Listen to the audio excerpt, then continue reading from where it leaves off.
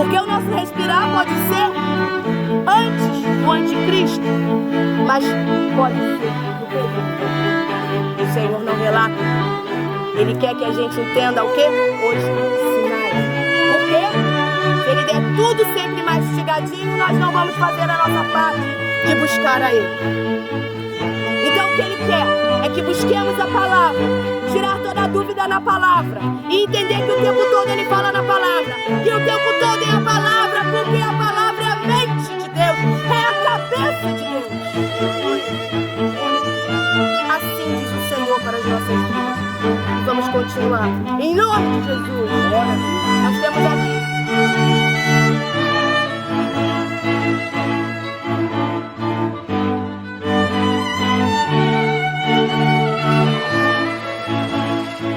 Eu decidi te honrar nessa terra pela qual os teus pés se encontram momentaneamente, porque virá o dia pelo qual as asas se abrirão e te levarei para o lugar determinado, a nação pela qual eu já disse que é promessa minha para contigo. Aleluia.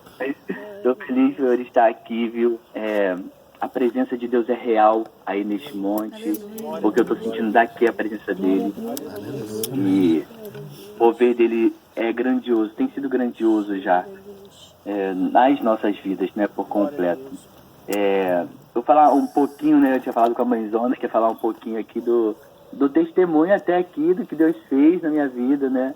E vocês aí, desde já, puderam já saber, contemplar, presenciar, né?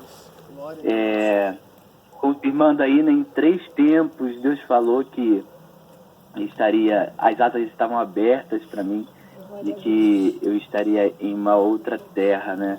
E eu sou a prova de que Deus fala, Deus faz. Amém. Né? E nós temos que ter fé, estarmos firmes aí, constantes com Deus. Eu não esperava, gente, nada foi planejado, né? Deus está aqui, desse lado, e eu antes queria deixar a palavra aqui, né, de Jeremias 33.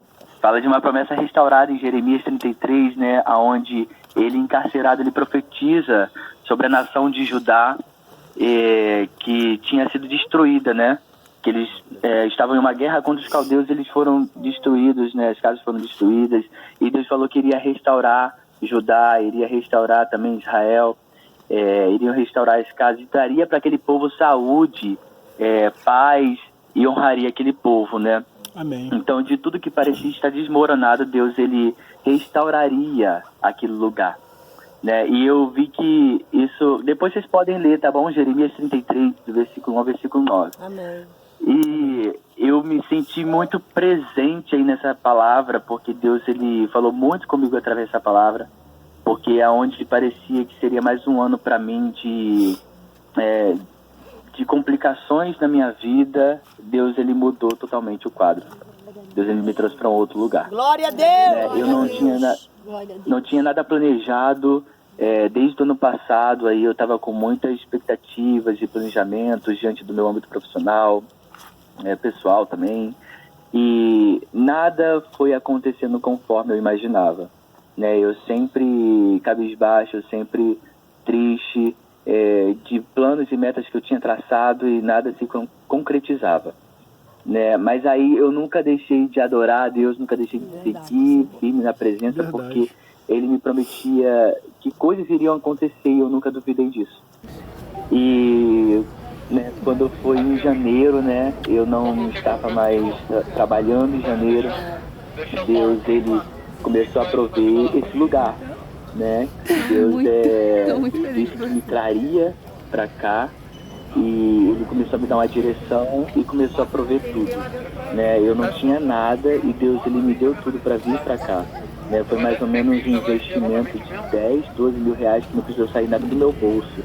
Deus, ele proveu tudo para mim.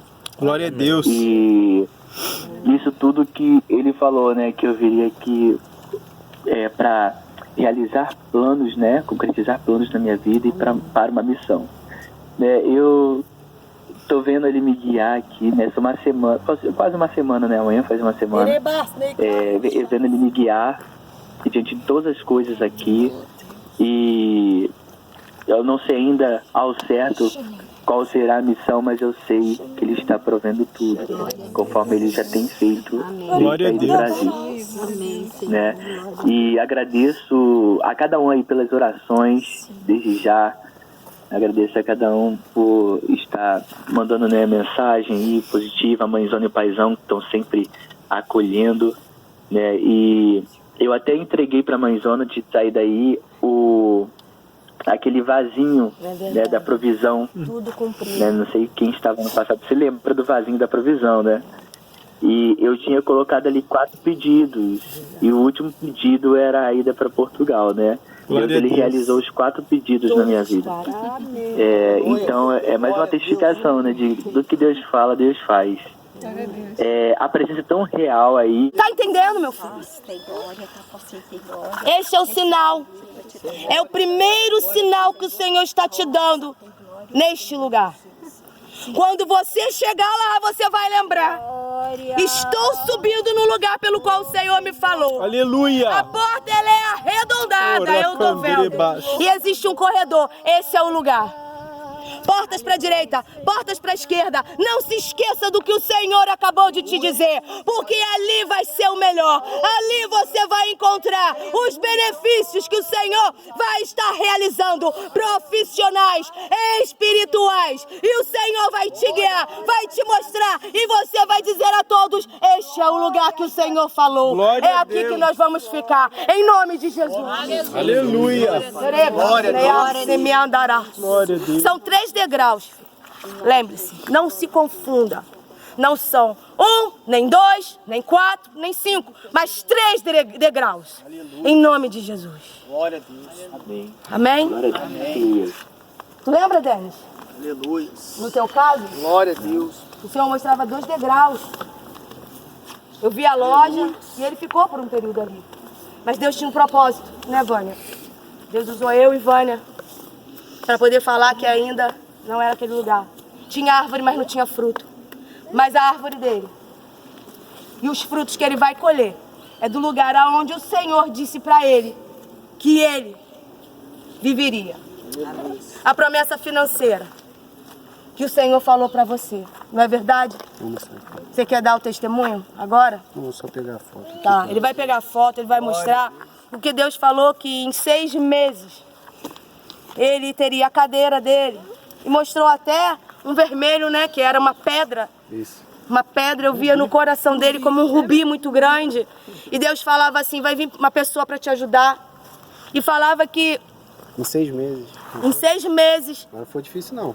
6 meses eu trocando dinheiro. não parava. Nem cortava cabelo.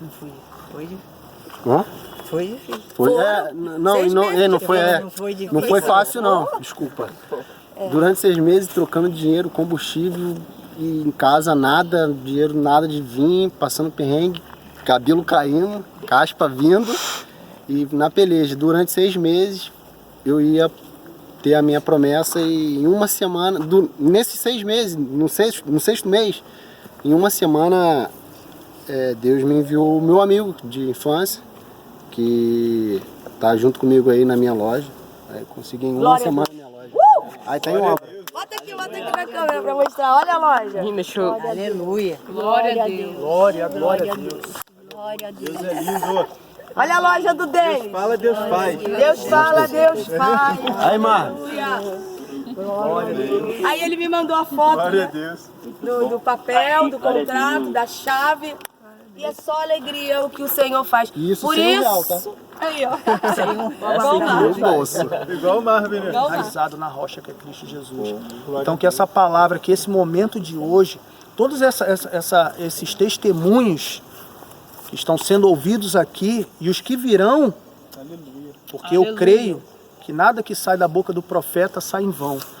E a palavra de Deus diz que ela vai e não volta vazia. Verdade. Ela faz o que provém e volta para a resposta. E a resposta de muitas das palavras somos nós que estamos aqui hoje. Amém. Porque alguém confiou e creu na palavra e plantou, jogou a semente em nossas vidas, assim como foi a tia de Suzy, assim como foi pessoas que na minha vida pregaram o evangelho para mim, e hoje chegou até aqui ao ponto de eu estar podendo falar desse amor e não me conter.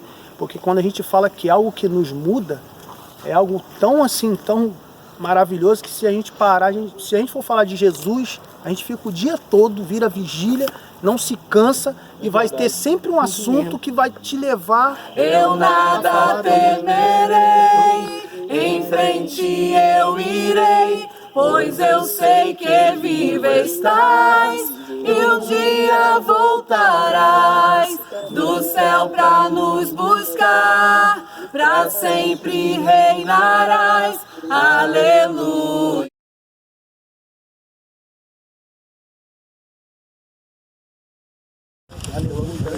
Para mim é um momento muito prazeroso de poder trazer uma mensagem, especialmente uma mensagem que Deus ele tem falado muito comigo, sabe? Nos últimos dias, tenho apanhado bastante do Senhor em questões de alguns assuntos, mas a gente vai crescendo, a gente vai aprendendo. E essa mensagem ela fica em 1 Reis, Tá, melhor. capítulo 18, verso 36. 18, portanto. Isso, capítulo 18, verso 36. Amém.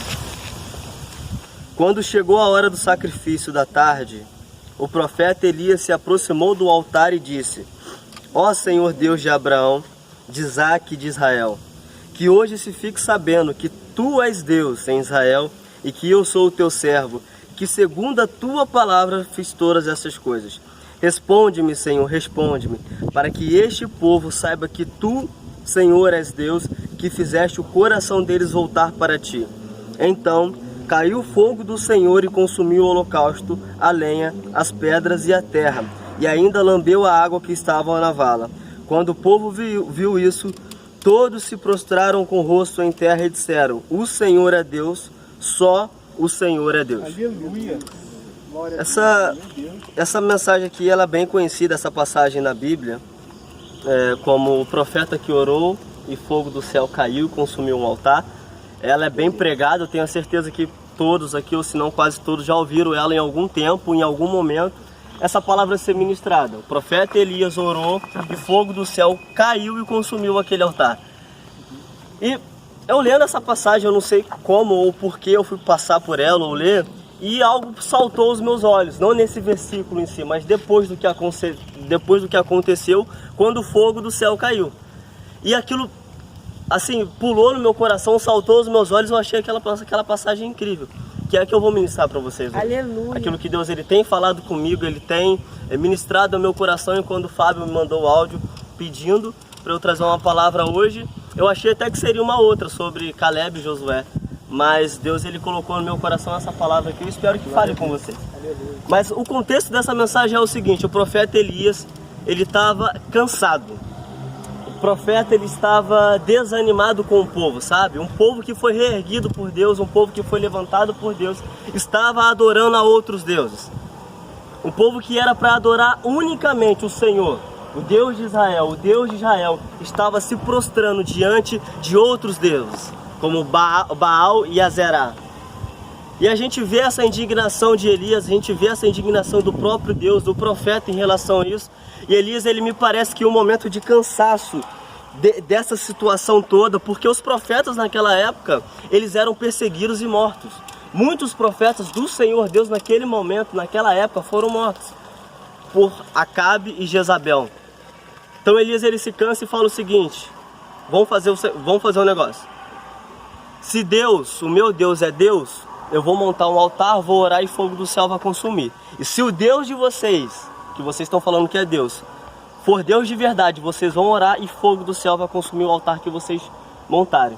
Então foi feito dessa forma. Os profetas de Baal e de Azerá, que eram os deuses daquela época, pagãos, né? Eles fizeram um altar, montaram um altar e oraram para que o fogo do céu consumisse aquele altar. E ficaram, a Bíblia vai falar que eles ficaram um bom tempo, de manhã até o final do dia, até a tarde, eles oravam e nada aconteceu. Então Elias, ele logo se posicionou e disse: gente, vocês não sabem o que vocês estão fazendo, calma aí. Retirou o altar, fez um novo altar para o Deus de Israel, para o nosso Deus de hoje, e orou. E fogo do céu consumiu aquele altar. Glória a Deus. E todo o povo que estava em volta começou a clamar que só o Senhor é Deus. Aleluia. Qual que era a luta de Elias naquele momento, ô Suzy? Era perseguição. Verdade. Era a perseguição que ele sofria, que a casa dele sofria e que os profetas daquela época também sofriam. Então, creio eu que na cabeça de Elias surgiu uma expectativa. A expectativa de que não haveria mais perseguição. A expectativa que sobre a vida dele como profeta e sobre os profetas daquela nação não haveria mais perseguição. Por quê? Eles viram a glória de Deus se manifestar. Eles viram Deus agir naquela terra, então não tem mais para quê haver perseguição. Não tem mais por que eles adorarem a outro Deus a não ser o Deus de Israel. E foi assim que Elias ele pensou. Só que ele se frustrou. Porque quando Jezabel ela recebeu a notícia do seu marido, de Acabe, que Elias tinha matado todos os seus profetas, de todos os deuses pagãos daquela cidade. Ela se irou e mandou dizer para Elias que até amanhã, no outro dia, naquele mesmo horário, Elias ele estaria morto. E a Bíblia vai dizer que Elias, mais na frente, ele sentiu medo e desceu para o deserto. A Bíblia fala assim, ó. Isso aqui que é interessante. Glória a Deus. Elias ficou com muito medo, levantou-se para salvar a vida e se foi e chegou a Betseba. Calma. E se foi e chegou a Betseba, Berseba, gente, que pertence a Judá. E ali ele deixou o seu servo. E ele mesmo, porém, foi para o deserto. Foca nessa frase. E ele mesmo, porém, desceu para o deserto. E ele mesmo, porém, foi para o deserto. A Bíblia não diz que Deus ele falou com ele: Elias, corre e vai para o deserto. A Bíblia não fala isso. Ah, Diego, será que Deus ele teria que falar? Com certeza, porque momentos antes, quando Elias ele repreende a chuva e ele fala que sobre aquela terra não iria haver mais chuva, Deus ele chega até Elias e fala: vai para junto à beira do rio. Calma aí, deixa eu ler. Aleluia. Glória a Deus. E Deus ele falou com Elias: saia daqui e vai para o leste e esconda-se junto ao ribeiro de Querite, nas imediações do Jordão. Aqui Elias ele teve um embasamento bíblico, um embasamento do Senhor, na verdade, de sair da terra que ele estava. Aqui já no capítulo 19 não, ele desceu por conta própria para o deserto. E lá ele chorou, lá ele pediu para Deus morrer, e lá ele falou que não merecia estar vivendo aquilo que ele merecia, tanto que Deus ele teve que enviar um anjo para Elias e dizer: levanta, cara, coma e beba, porque sua caminhada ainda é longa. Isso aqui é a nossa vida. Sempre depois de uma frustração, o que a gente faz? Desce para um deserto. A gente se frustra com alguma coisa, que a gente faz? Pega o nosso banquinho e vamos embora. Vamos embora. Vamos se esconder, porque parece que Deus ele não está ouvindo as nossas orações. E foi nesse momento que a palavra de Deus falou comigo. Foi nesse momento que eu me identifiquei. Caraca, é verdade. Toda vez que eu me frustro, a maioria das vezes, eu tendo a entrar num deserto por conta própria. Ao invés de eu estar pregando, ao invés de eu estar vivendo o meu momento com Deus, eu me isolo e me escondo. E me parece que essa palavra nesse momento é para Deus tirar alguns de nós desse deserto. Aleluia, não era para a gente estar, e a gente está vivendo num deserto que não deveria, por causa de uma frustração. Ter esperança em Deus e ter expectativa em Deus é bom, é saudável, é legal, é bíblico, é extraordinário. Mas o nosso problema é que a gente não sabe ter esperança em Deus muitas vezes. A gente não sabe ter expectativa em Deus, porque a nossa expectativa em Deus é o seguinte: Deus ele vai fazer na minha vida, Deus ele vai me levantar financeiramente. Estou aguardando os 8 meses, Suzy. Amém. Contando dia por dia. Conta Só mesmo. que na minha cabeça eu já começo a montar cenário. Ó, Deus ele vai me levantar por esse cliente, Deus ele vai me levantar por esse produto, Deus ele vai me levantar através desse caminho. E se não acontecer, o que eu faço? Me escondo, me frustro e vou pro deserto. Esse é o perigo. Então a gente tem que parar de colocar expectativa sobre como Deus vai fazer. Ele pode fazer como a gente pensa, pode, mas na maioria das vezes ele não vai fazer, para mostrar que ele é Deus e não a gente. Aleluia. Aleluia. Então, quando a gente recebe uma palavra de uma profeta como a Suzy, como o Fábio, como outros, ou uma palavra do Senhor no nosso quarto, em casa, seja onde quer que for, a gente tem que parar com essa mania de montar o cenário, é isso de aí. montar o caminho de como Deus vai fazer, é isso aí. E deixar que Ele faça do jeito dele.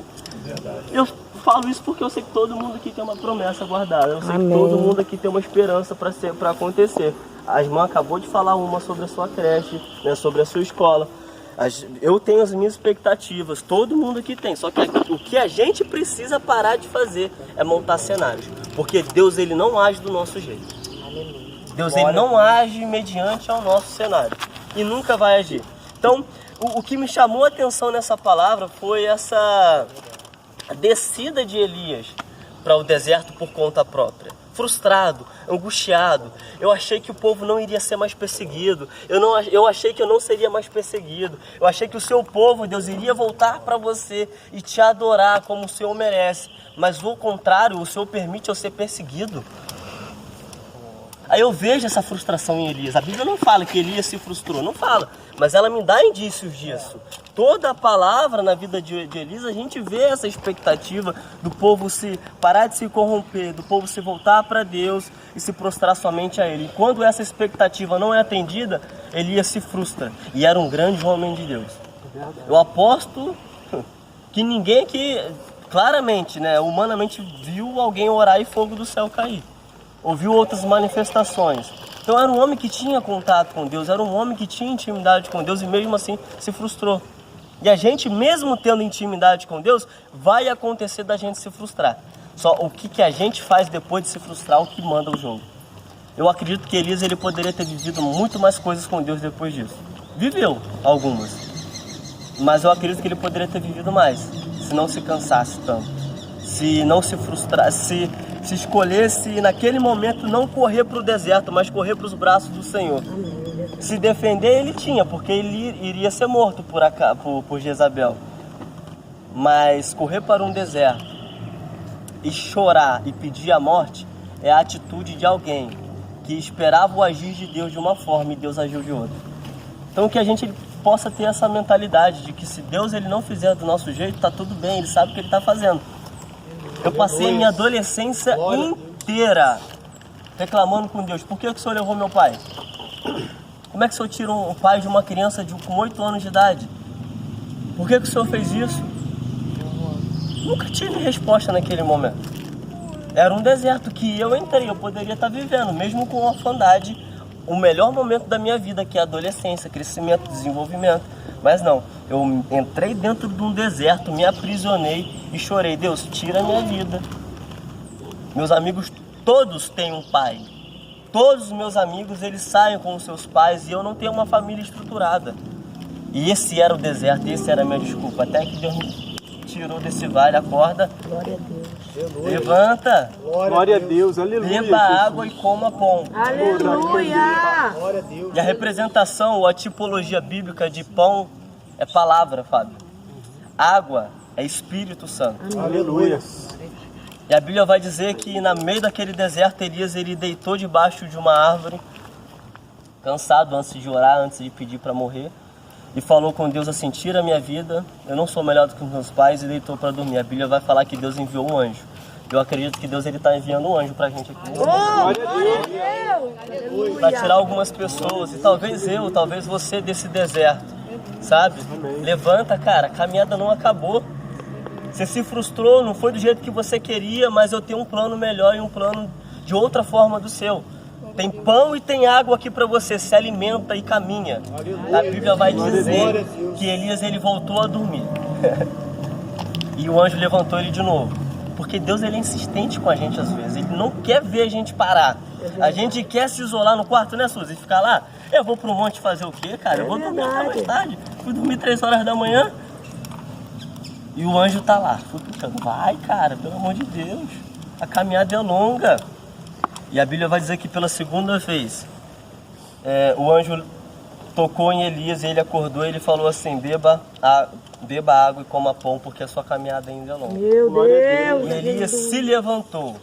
E a Bíblia vai dizer que aquele alimento que ele recebeu do anjo ali foi o suficiente para ele ter força por mais 40 dias e atravessar aquele deserto. Glória a Deus. Glória a Deus. Ou seja, Elias ele entrou no deserto por conta própria. Deus entendeu o teu coração, Deus entendeu a frustração, porque Deus ele entende os nossos momentos difíceis. Deus ele entende as nossas frustrações e muitas vezes. E com misericórdia e com graça ele vem como resposta no meio desse deserto para tirar a gente. Eu acredito num deserto edificador. Eu acredito num deserto que muda, assim, que Deus ele lapida a gente, que ele molda. Mas o deserto ele é um lugar de passagem, ele não é um lugar de morada, de dormitório, de viver. Então eu acredito que essa palavra é essa. A intenção da palavra seja essa para nós hoje. Beba bastante água e coma bastante pão, porque a tua caminhada não acabou. Tem frustração, tem frustração, tem problemas, tem conta para pagar e muitas. Jesus, nem fala. Mas não foca no problema, foca no pão e na água que está do seu lado. Talvez não é o que você queria, talvez não é como você gostaria, mas é a provisão que Deus está te entregando naquele momento para sair desse deserto. Eu tenho certeza que todos nós vamos cantar a vitória do outro lado, vamos nos alegrar. E para finalizar essa palavra, eu creio num nível de intimidade com Deus. Eu creio no nível de intimidade que eu busco por ela todos os dias viver, que é o nível de intimidade de Jesus. É a oração que ele fez no Getsemane. Pai, se possível, afasta de mim esse cálice, mas não seja como eu quero, mas como tu queres. O que Jesus estava falando?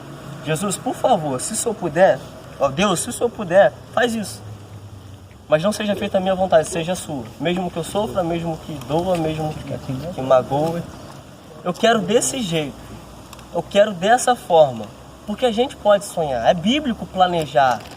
Mas a última palavra é do Senhor, que a gente possa vir aceitar. Amém. E às vezes Deus ele entregou um dom pra gente e ele nos deu um potencial enorme. E a gente está ali com o freio de mão puxado, é uma Ferrari, é um negócio potente. E Deus está dizendo, vai cara, pelo amor de Deus, por amor a mim. A gente não vai. Seja por traumas, frustrações como Elias, ou outros motivos. Deus me livre, está querendo falar, ressaltando um ponto negativo só de Elias. Um homem grande, um homem de Deus. Um homem muito usado por Deus. Só que até os que são muito usados por Deus, uma hora pode se frustrar, pode parar. Então, eu acredito que todos nós somos usados de uma forma ou de outra, em muitos ou poucos momentos, mas que a gente possa vir ter essa consciência de Elias. Expectativas é uma coisa, esperança é outra. Amém. Expectativa é aquele caminho que eu traço. Esperança é aquele caminho que eu sei que o Senhor traçou e eu vou viver. Amém? Então, assim eu finalizo a palavra. Glória a Deus. Uau! Meu Deus, que isso. Estava vendo seu testemunho, você falando a respeito dos...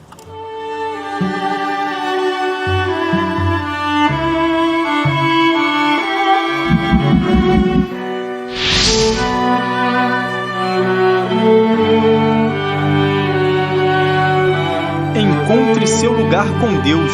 Mesmo em momentos de fraqueza, Ele te vê e não desiste de você.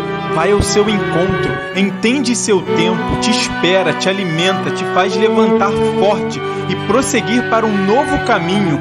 Venha conosco viver as promessas e milagres e a satisfação de um estreitamento de intimidade com Deus. A palavra de ensinamento nos liberta de todo engano que traz tristeza ao coração. Nos renovemos e vivamos a pureza do verdadeiro amor. Faça parte desta família. Contribua com seu amor por almas. Seja um inscrito do nosso canal Família Faz. Curta, comente e compartilhe. Participe desta obra onde Deus fala, Deus faz.